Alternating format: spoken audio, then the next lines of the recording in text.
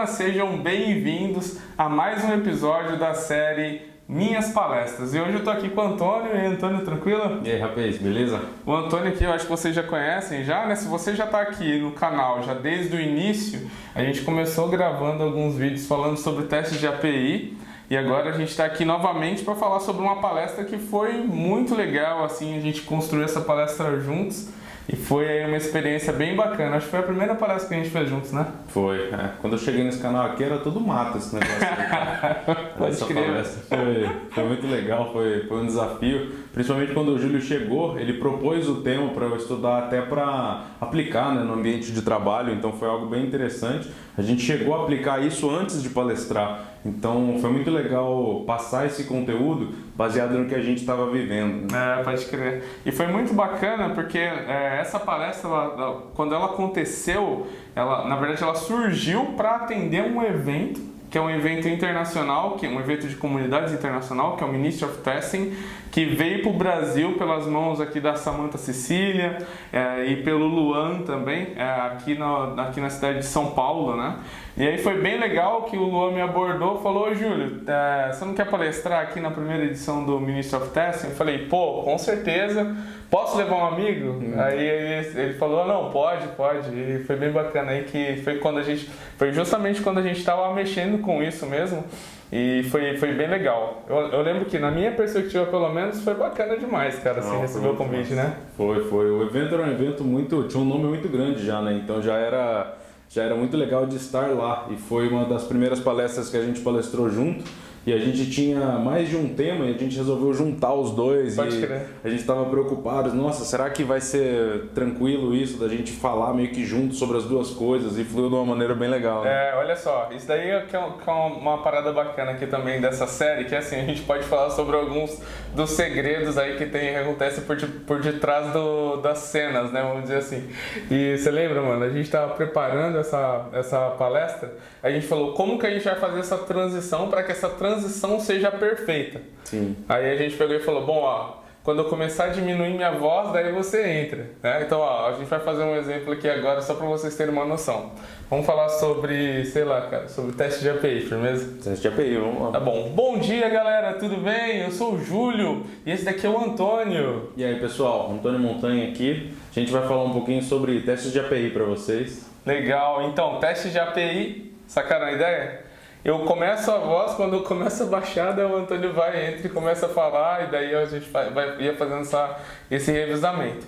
E foi muito legal que no dia o evento estava, vamos dizer assim, não estava abarrotado, né? Mas tinha bastante gente e a galera tava bem pertinho assim também, então dava para interagir, para conversar com a galera, né, mano? Sim, a galera tava bem presente, a gente conversou bastante, como vocês vão ver, né? É um assunto bem interessante, então a galera estava engajada, o pessoal deu exemplos, né, do dia a dia, então foi algo bem legal. E sobre esse lance da transição, quando a gente está apresentando, tem uma coisa que é engraçada, que como um sempre para o outro entrar, você sempre tem que estar com alguma coisa em mente, mesmo que você não estava planejando isso, mas se o Júlio começava a baixar a voz, eu tinha que pelo menos ter alguma coisa para falar, para não ficar aquela situação de tipo, ele parou de falar, eu não comecei, e aí fica uma situação chata, né? Pode crer. Aconteceu isso justamente agora. Enquanto você estava falando, eu já estava pensando em qual que era o próximo ponto para falar, entendeu? Então isso é bacana porque assim a gente consegue reduzir esse tempo que existe aí nessas transições, né? Geralmente você trava e daí fica tudo aquele... Sim. Não sei quem vai falar e tal. Foi bem bacana. Naquele dia também a gente teve uma palestra que antecedeu a nossa, que foi a palestra da Samantha Cecília. Se você não conhece, pesquise aí sobre o nome dela também. Ela é alguém que colabora bastante aí para a área de testes. E ela falou ali também sobre estratégias de teste focado em app. Foi bem bacana também.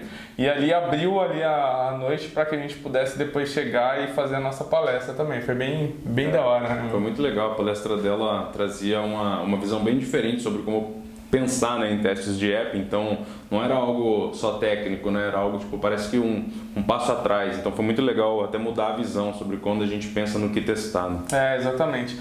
Naquele dia, assim, o evento aconteceu na Tela Vita, né? Que é um site de serviços que prestam serviços para pessoas que precisam de apoio psicológico, né? Então, basicamente, se liga lá, eles têm atendentes que te ajudam. Então, foi um espaço bacana, foi também um momento legal, né? Foi um momento marcante para o Ministry of Testing, o primeiro evento em São Paulo, foi bem bacana e a palestra também fluiu bem legal, né, mano? Sim, foi muito legal a palestra. O evento era longe, né? Pra gente pegou metade da sprint, foi só a ida pro evento. Pode crer. Mas fluiu muito legal e vocês vão ver que o tema, a gente falou sobre Prisma e mapeamento de riscos, né? Fazer os nossos testes pensando nos riscos.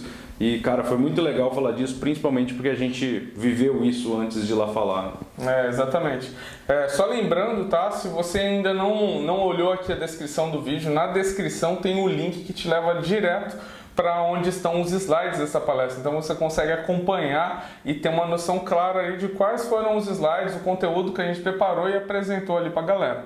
Falando em preparação do conteúdo, a preparação do conteúdo ela foi bem rápida também.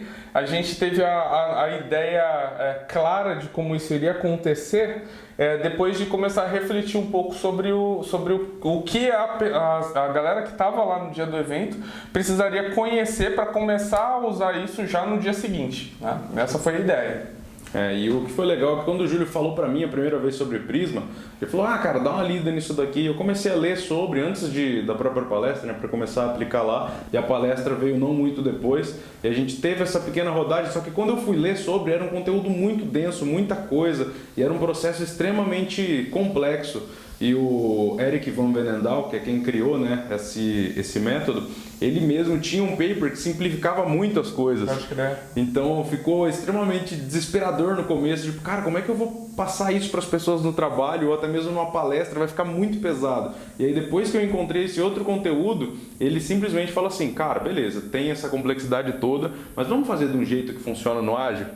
Nitidamente tentou fazer isso, né? E é bem legal que assim, o Prisma em si, ele é, como o Antônio disse, um método, né? Você tem lá então uma cadência de algumas coisas a serem feitas para que você consiga então trazer esse benefício para dentro do seu time, que é de identificar, classificar e trabalhar baseando-se em riscos. Para quem é de testes, com certeza alguém que trabalha com isso já constantemente, só que você geralmente trabalha com riscos de maneira implícita, você não tem isso de maneira explícita, né? E o Prisma ele te traz isso, ele te traz ele faz com que você identifique e classifique os riscos em conjunto e de maneira muito clara para todo o time. Né? Sim, até a primeira pergunta normalmente que a gente faz é por onde você começa a testar, né?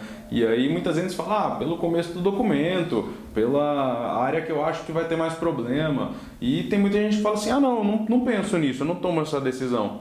E o que a gente fala normalmente você não está tomando essa decisão de maneira consciente, mas alguma decisão você está tomando, porque você vai começar por algum lugar, né? Exatamente. Então, com o Prisma você vai poder, de fato, analisar o risco e começar de uma maneira muito mais assertiva, né? E aí, dentro do conteúdo da palestra, a gente abrange ali basicamente 5 pontos. A gente vai falar sobre esses 5. O primeiro que a gente aborda é o good enough, que é basicamente você dizer, cara, o que eu preciso ter como o suficiente para que eu possa levar a minha aplicação para a produção. Então pode ser que você fale assim, para levar a minha aplicação para a produção eu tenho que ter feito todos os testes, tenho que ter fechado todos os defeitos. A questão do good enough é você definir isso de maneira explícita. Então você fala, olha, dado que eu quero levar uma aplicação para a produção, tem que atender a esses 5 checklists, a esses 5 itens de um checklist. E aí, baseando-se, uma vez que a sua aplicação ela passou nisso, você consegue então levar a sua aplicação para a produção. Esse é o primeiro ponto que a gente aborda dentro da palestra.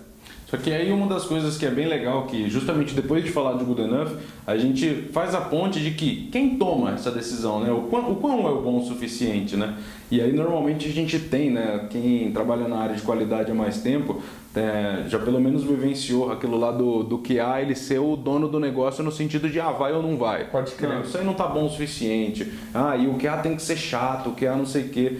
E a gente foi percebendo que a gente precisa meio que ter a opinião das outras pessoas, Exatamente. né? Pessoas de negócio vão ter informações que a pessoa de QA não tem. E isso é muito relevante. E é por isso que a gente começa a usar esse método para justamente aproximar as áreas, tanto o desenvolvimento quanto o negócio, porque o cara do desenvolvimento, ele vai saber muito sobre a stack, os problemas técnicos, né? Às vezes até alguma coisa relacionada à performance, enquanto a equipe de negócio ela vai saber as coisas que não podem acontecer, que vai desfidelizar um cliente, que vai ter um impacto muito grande para o negócio. Né? Exatamente. E é disso que o Prisma fala. Ele te dá um método, te diz o seguinte, olha, primeiro passo, vá lá e identifique quais são riscos. Daí você sabe, né? Riscos são problemas que podem vir a acontecer.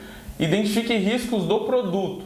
E aí a gente está falando do software em si. Então, por exemplo, um risco de produto poderia ser que quando eu for fazer uma transferência de valores, não apareça uma mensagem confirmando que a transferência foi feita com sucesso. O que isso vai causar para mim que sou cliente? Eu vou ficar ali fazendo diversas transferências e o dinheiro está saindo da minha conta e eu não estou percebendo isso, entenderam? Então esse é um risco. Aí, como o Antônio disse, eu vou lá e falo, tecnologia, né? Galera de desenvolvimento, qual que é a probabilidade disso acontecer? Negócios, qual que é o impacto disso acontecer? E aí a gente fala que, quando a gente faz essa pergunta, todo mundo fala o quê? Sim, é maior, sempre é maior probabilidade. Isso aí não, cara, o pessoal de negócio vai falando, não, isso aí não pode acontecer, isso aí o impacto é altíssimo. É um ultraje para o negócio. Exatamente. Então, tipo, você tem técnicas, né, que você usa para dar uma acalmada nos ânimos para que a galera entenda que não, nem tudo é altíssimo. Então, o impacto nem sempre é altíssimo para tudo. A probabilidade nem sempre é altíssima para tudo. A gente fala sobre isso também dentro do conteúdo da palestra, né? Sim, e aproximando essas áreas você acaba colhendo o melhor de cada uma delas, né? Porque o desenvolvedor, ele é o cara que virou as madrugadas corrigindo os erros em produção. Então, se for transferência, ele vai saber se o módulo de transferência é sensível, ele vai saber se tem APIs terceiras, ele vai saber tudo o que ele precisa saber sobre tecnologia. E o pessoal de negócio vai saber as coisas que não podem acontecer, que vai ser um impacto muito grande para o cliente, como, por exemplo, dinheiro saindo da conta 5 vezes ao invés de uma. Né? Exatamente. E aí, uma vez que você seguindo lá a definição do Prisma, que você identificou os riscos, que você classificou eles com impacto, probabilidade, aí você vai lá e cria um quadrante de riscos. E nesse quadrante de riscos, você vai colocar os riscos de maneira ordenada. Então pensa num plano cartesiano, beleza? Tem lá na vertical qual é a probabilidade, na horizontal qual é o impacto. Você já pegou essa probabilidade de impacto de desenvolvimento e também do pessoal de negócios, e aí você vai lá, pega post-its e cola dentro desse quadrante segundo qual é a seriedade ali, né, do impacto ou da probabilidade, que vai de baixo a alto, sendo que 1 é baixíssimo e 5 é altíssimo, né? E aí você vai lá e cola o seu post-it nesse plano cartesiano, dessa forma você consegue então detalhar quais são os riscos. Só que aí vem o segundo ponto, que é o de como mitigar esses riscos, que é o de como impedir que esses riscos tornem-se realmente problemas relevantes, né? Sim, aí entra uma parte bem interessante, que a gente tem várias maneiras da gente testar isso e mitigar esses riscos. Quando a gente tem um risco, a maneira da gente fazer com que ele não aconteça é testando. E é por isso que, por exemplo, o iPhone e algumas coisas famosas, a gente tem confiança nelas porque a gente sabe que eles foram exaustivamente testados, né? Então, quando a gente testa, a gente vai mitigando esse risco. E nessa palestra a gente falou sobre testes exploratórios baseados em sessão, né? Que num contexto ágil faz muito mais sentido a gente ir para esse tipo de caminho, né? Do que a gente fazer simplesmente coisas estruturadinhas e vários cenários de teste, né? A gente precisa ser um pouco mais ágil. Exatamente. Uma abordagem que é bastante conhecida é de você ser direcionado por riscos, mas escrever lá, sei lá, centenas de casos de teste para cada um dos riscos que foram identificados. E conforme você exercita esses casos de teste, você reduz a probabilidade daquele risco vir a se tornar um problema em potencial, né? Na abordagem que o Antônio falou dos testes exploratórios baseados em sessão, você tem missões. Uma missão é um caminho que você deseja explorar, que você deseja perseguir ali dentro de uma determinada aplicação para saber se ela funciona como esperado. certo? Ou para ver se ela revela, se você consegue identificar algum comportamento inesperado. E aí, para cada missão que você tem, para cada risco que você tem, você define missões e aí você exercita essas missões de maneira exploratória e dessa forma você consegue mitigar aqueles riscos, né?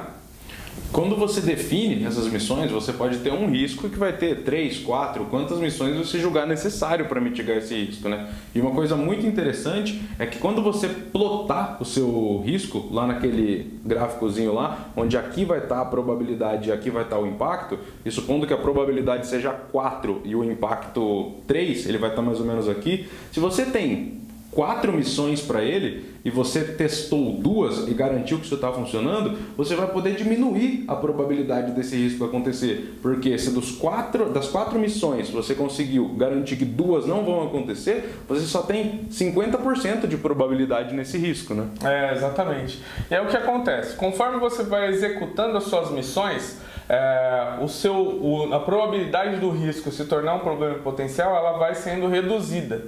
E aí, conforme ela vai sendo reduzida, ao invés de você continuar até reduzir ao máximo, até reduzir ao mínimo, você na verdade olha para os demais riscos que estão ali num nível alto de serem problemas em potencial, e aí você vai lá e começa a exercitar as missões que estão relacionadas a eles, entendeu? Então vamos dizer que você tenha 3 riscos. E esses 3 riscos, eles têm ali uma probabilidade de impacto que estão ali dentro do quadrante do alto. E aí o que você faz? Você começa a retirar aqueles riscos que são altos daquela probabilidade alta de acontecer, e aí depois disso você toma decisões de qual você quer continuar atacando. E o legal é que, tipo, se no meio do caminho acabou o tempo para execução dos testes, você fala com o analista, com a galera de negócios e fala com a galera de desenvolvimento, todo mundo olha para aquele quadrante e fala: cara, faz sentido continuar testando ou a gente pode ir para produção? E aí vem a questão do good enough, né? Exatamente. E como o Júlio falou, você vai falar com o negócio, você vai falar com o desenvolvimento, você vai falar com o seu time. A gente acredita que você faz um ótimo trabalho, mas você não tem todas as respostas do mundo. Então converse com o seu time, entenda se eles estão confortáveis para ir para a produção com aquele cenário. Porque como a gente falou, as coisas vão ser testadas e você vai diminuir a probabilidade delas acontecerem. Então, probabilidade, impacto. O impacto não tem muito como você mexer, porque se acontecer, o problema ele é o mesmo para o cliente, mas a probabilidade testando a gente diminui. Então, o time inteiro vai olhar para aquele gráfico e vai falar assim: tá, eu estou confortável dessa maneira que tá, vamos para a produção. Ou ele vai falar: ah, cara, eu acho que vale a pena a gente ficar pelo menos diminuir um pouco mais esse risco desses itens aqui, porque está complicado dessa maneira, né? Exatamente. E aí que você ganha, né? Você faz com que aquele good enough que a gente tinha lá no começo, que era definido só por você, agora não é mais definido só por você, é definido por você e pelo seu time. E aí a hora de parar os testes é definido por você e pelo seu time. E todo mundo entra em acordo e todo mundo vence, né? E aí essa foi o conteúdo da palestra. O pós-palestra foi bem bacana também, né? Porque repercutiu bem legal, assim, a galera participou muito, teve várias perguntas, né? Sim, foi muito legal. A galera estava muito engajada e, novamente, a galera pega o cenário delas para fazer as perguntas, né? Então, quando a gente estava dando os exemplos, a gente falava muito sobre API, chamada a terceiro. E algumas perguntas eram: tá, mas e se eu tenho uma rotina lá que eu clico num botão e ele destrói o sistema inteiro? E é muito legal porque tem alguns problemas que são difíceis de você resolver com o Prisma, mas esse tipo de coisa mostra que até o seu sistema está, por exemplo, muito acoplado, né? A gente teve várias discussões legais nesse sentido, colocando no cenário de cada pessoa, né? Bom, é isso aí, galera. Esse foi o conteúdo da palestra. O pós foi muito bacana, como eu disse para vocês. Queria agradecer ao Antônio por estar por aqui hoje. O Antônio está no LinkedIn, então procurem lá Antônio Montanha. Ele também tem feito um trabalho bem bacana aí com a comunidade, participou durante muito tempo ali do Garoa QA, ajudando a gente a crescer esse evento. E é isso, cara. Muito obrigado aí pela presença. Sempre um prazer estar aqui, mestre. Valeu, pessoal. Sucesso. Valeu, galera. Não esqueçam de também baixar o e-book de testes para iniciante, caso você queira entender um pouco mais sobre como iniciar nessa trajetória. A gente está aqui já anunciando um treinamento de teste de API já faz um tempo. Eu queria pedir desculpas para vocês aí por essa demora em lançar, né? Mas a gente gostaria aí de anunciar para vocês que as gravações elas voltarão a acontecer agora no final desse ano. Aí a ideia é que a gente consiga aí no início do ano que vem conseguir entregar um material novo para vocês de testes de API, para que você vire aí, para que você torne-se aí alguém que testa aplicações e que manja muito sobre essa área também, não é mesmo, Antônio? Exatamente. A gente está realmente tentando lapidar esse material, estamos tentando deixar ele da maneira mais fácil de ser entendido e da maneira mais completa, para que vocês não fiquem presos a ferramentas, vocês entendam de verdade como se testa a API e o que vocês precisam saber para testar isso. Então, galera, curtam o vídeo, se inscrevam no canal. Quem não fizer isso vai ter problema em produção no final de semana. Showzera. Valeu, galera. Até a próxima. Tchau.